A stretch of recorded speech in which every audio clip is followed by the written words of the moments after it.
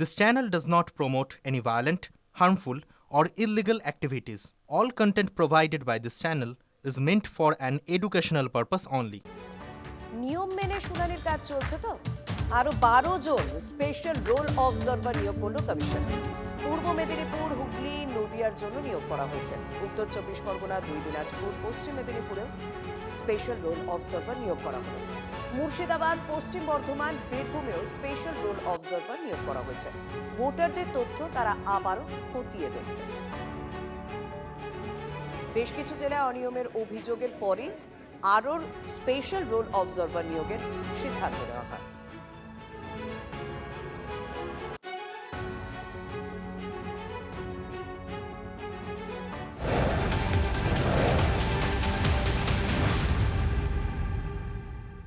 দেখুন, supreme court নির্দেশ দিয়েছে যে শুনানি কেন্দ্রের সংখ্যা বাড়াতে হবে, এমনকি পঞ্চায়েত অফিসেও এই এসআইআর এর শুনানি করতে হবে। এক ধাক্কায় এত শুনানি কেন্দ্রে এই আরও নিয়োগ নিয়ে সমস্যায় কমিশন। যদিও কমিশনকে পর্যাপ্ত কর্মী যোগাতে রাজ্যকে নির্দেশ দিয়েছে সুপ্রিম কোর্ট, একই সঙ্গে তথ্যগত অসঙ্গতির তালিকা প্রকাশেরও নির্দেশ দিয়েছে সুপ্রিম কোর্ট। নির্দিষ্ট সময়সীমার মধ্যে তা কিভাবে সম্ভব, এই বিষয়টি ভাবাচ্ছে কমিশনকে।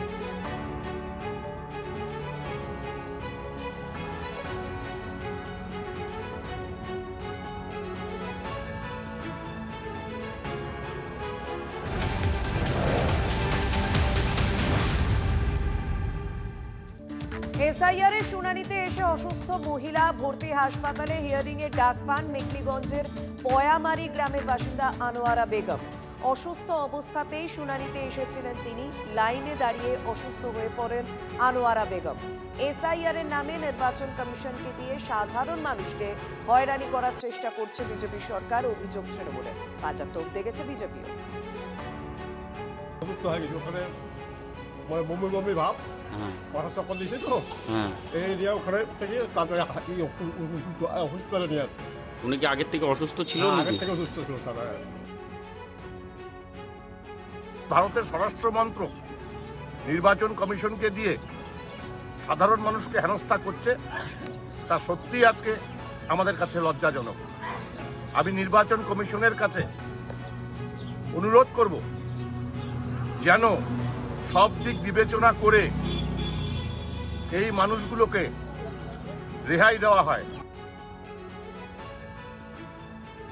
তৃণমূল আজকে পশ্চিমবঙ্গে আজকে শুধু এই এসআইআর এর নাম করে যেভাবে আজকে সাধারণ মানুষকে বিভ্রান্তি করছে, সাধারণ মানুষকে আগে যেভাবে ভুল পথে চালিত করছে, আগামী দিনে পশ্চিমবঙ্গের সাধারণ জনগণ বুঝে গেছে যে তৃণমূল কংগ্রেস থাকছে না। তাই তারা আজকে এই এসআইআর মধ্য দিয়ে সাধারণ মানুষকে বিভ্রান্ত করে আজকে এই এসআইআর প্রক্রিয়াকে আজকে বিভ্রান্ত করার চেষ্টা করছে। দেখুন, রাজ্য জুড়ে এসআইআর শুনানিকে কেন্দ্র করে যে অশান্তির পরিবেশ তৈরি হয়েছে, তাতে ভাবখানা এমন যেন শুনানি কিন্তু শুনবে না। যা থেকে অনেকেই বলছেন ভোটমুখী বাংলায় শুনানির সমার্থক শব্দ কি এখন শাসানি, ভাঙচুর হয়ে গেল? আইন হাতে তুলে নেওয়ার যে রোগ ফারাক্কায় দেখা গিয়েছিল, সেই সংক্রমণ তো জেলায় জেলায় ছড়িয়ে গিয়েছে। কোথাও সামনে তৃণমূলের নেতারা, কোথাও আবার তারা পিছনে রয়েছেন। ফল কিন্তু একই, প্রতিবাদের নামে গুন্ডামি এবং অবাধে অশান্তি চলছে।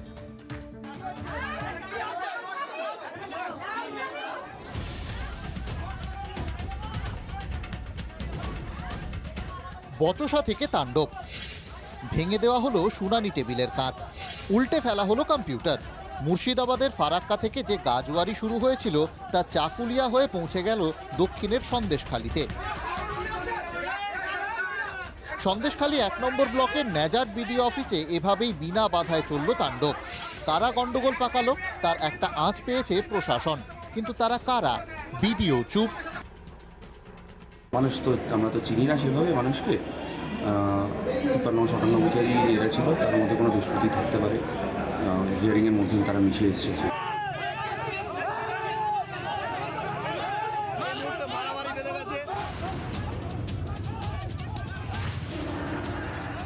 জেলা আলাদা, তবে ফল এক।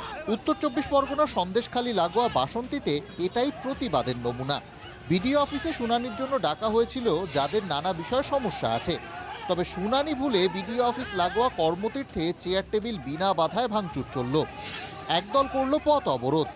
তার মধ্যেই আইএসএফ কর্মীকে দোকান থেকে বের করে মারধরের অভিযোগ উঠল তৃণমূল প্রধানের বিরুদ্ধে। নাটক আরও বাকি ছিল। সকালে একপ্রস্ত গন্ডগোলের পর যখন শুনানি কেন্দ্রে ফিরলেন লোকজন, তখন সেখানে কার্যত ভোটের প্রচার বাসন্তীর তৃণমূল নেতা রাজা গাজীর। যে রাজা কয়েকদিন আগে অভিষেকের সভায় বাসন্তী থেকে বিশাল বাইকের কনভয় নিয়ে গাড়ির বনেটে বসে বারুইপুর পৌঁছে বিতর্ক বাঁধিয়েছিলেন। তোমাদেরকে নোটিশ দিয়ে ধরিয়েছে নির্বাচন কমিশনার, তো কি নাম গণেশ কুমার, এর ব্যবস্থা হবে তো গণেশ কুমারের? হ্যাঁ, 26 হবে নাকি? বাস, ঠিক আছে। শুনানিতে এসে ফন্দি ফিকির আরও আছে। উত্তর 24 পরগনার বাদুরিয়াতে বিডিও অফিসের শুনানি কেন্দ্রের গেট আটকে চলল বিক্ষোভ। আন্দোলন শুরু করি যে আমাদের রিসিভ দিতে হবে, রিসিভ না দিলে আমরা হিয়ারিং হতে দেব না। জলপাইগুড়িতে আবার দলবল নিয়ে শুনানি কেন্দ্র মানে বিডিও অফিসে ঢুকে পড়লেন তৃণমূল নেতা। মমতা ব্যানার্জি করাচ্ছেন, অভিষেক ব্যানার্জি করাচ্ছেন। আর যদি ইলেকশনের আগে এই অবস্থা হয় তাহলে ইলেকশন কিরকম করে হবে? লজিক্যাল ডিসক্রিপেন্সি, তার জন্য চাকরি বাকরি বন্ধ করে কাজকর্ম শিখিয়ে তুলে তাকে হিয়ারিং এর শুনানিতে হাজিরা দিতে হবে। এই অপদার্থ নির্বাচন কমিশন। সুপ্রিম কোর্ট স্পষ্ট করে দিয়েছে শুনানি কেন্দ্রে দিতে হবে নিরাপত্তা, কিন্তু যেভাবে মবের মুলুক চলছে তাতে কোথায় সুরক্ষা? সরকারি সম্পত্তিতে তাণ্ডব দেখে কেন হাত গুটিয়ে পুলিশ প্রশাসন? কোনো পক্ষকে বাড়তি সুবিধে দেওয়ার জন্য? দীপঙ্কর, অভিজ্ঞান ও নীলেশ্বরের রিপোর্ট, TV9 বাংলা।